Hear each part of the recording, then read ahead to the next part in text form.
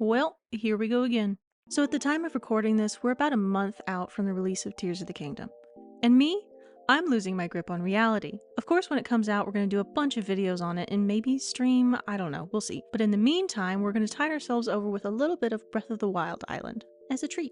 Also, yes, we're still finishing Shamrock, I just have 2 switches and a rough deadline. Okay, let's go! We got a blue airport, our starters were Cherry and Varuda, and we got started by placing down the tents and naming the island. I went back and forth a lot on what to do here, but I went with Eventide because it's directly related to Breath of the Wild and also a literal island, which is cool. After that, we went to bed and had a weird dream about KK. The next day, the Tanuki woke us up just to tell us we were in debt, and after bug hunting to cope, we were able to place down Blather's tent. Then we unlocked the museum and paid off our debt, starting the process of upgrading our house. We also placed down the shop and the bridge as well as our 3 starter plots. Now it was time for the hunt. Overall, we were looking for Ava as our normal, Drago or maybe Elmer as the lazy, and then for the peppy, we were probably just going to take whoever we found first and kick him out later. First we got Ellie, then Biscuit, Benedict, Gala, Fauna, Marcy, Maddie, who's a peppy but I forgot about that, Alfonso, Puck, Egbert, Bettina, and Apple, who we took home to sacrifice to the Koroks. Then we got Jeremy, Ozzy, Dora, Chevre, Flurry, Midge, Celia, Sandy, Al, Midge again, Cranston, Mo, Alfonso again, Paolo, Gladys, Sky, Al again, Rodeo, and Bones. Hey, I did that in one breath, that's pretty good. I hesitated a lot on Bones because he wasn't on my original list, but I had considered getting a dog for a stable build, and after looking at all of the dog villagers, I think he might be my best bet. I also didn't want to let this hunt go on for too long, so I took the win and brought him home. Then we continued finding Bertha, and Ava immediately showed up.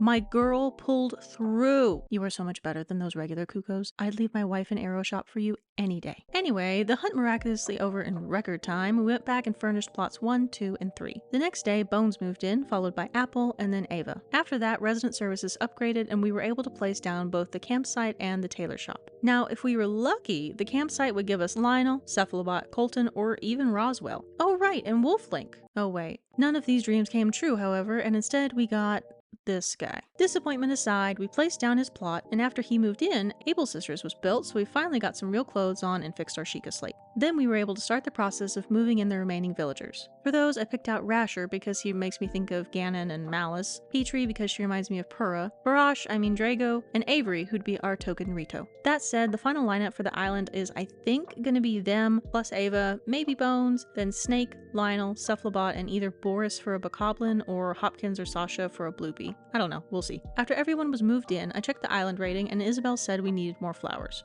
I also took a second to change up our look a little. Wow, browse. We planted a bunch of flowers, but then Isabel said that we needed more. In the middle of that, though, Nook's Cranny upgraded. And looking back, I want to be really irritated and say I didn't buy anything from there, but I think I might have gotten the flowers there, so... While I was at it, I also picked up some weeds, but this time Isabel said we needed trees, which seemed weird for her, but I went with it. That still wasn't enough though, so I planted some more flowers, and wouldn't you know it, that did the trick. The next day, KK showed up, and we unlocked terraforming. At last, our journey could begin. At the time of recording this voiceover, it's April 14th, which means that we only have a little under a month to not only finish this island, but also film, edit, and post all the videos. We'll see how this goes, but I would really appreciate it if you liked this video and subscribed. It won't give me these hours of my life back, but it will boost my ego. I would like to point out that there is the albeit slim possibility that Nintendo will release Zelda-themed villagers and or items for Tears of the Kingdom. In November of 2016, they came out with the Welcome Amiibo update for New Leaf, and they did add Wolflink, Medley, Ganon, and Epona. They could all be amiiboed in, along with some Zelda-themed items like the Master Sword, Majora's Mask, Termina's Moon, a Hylian Shield, a bunch of outfits, and even what was called the New Hero's outfit and the New Hero wig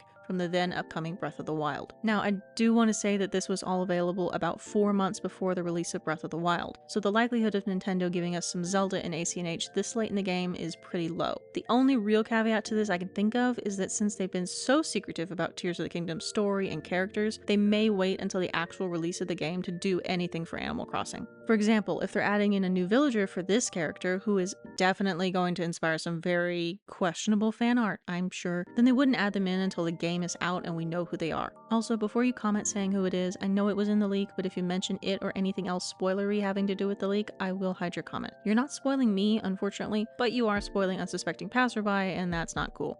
So if you do say anything, be chill about it. But yeah, that's the only reason I think they'd be waiting at this point, but overall I don't know for sure that they'll do anything, especially since they didn't add any Breath of the Wild stuff to New Horizons.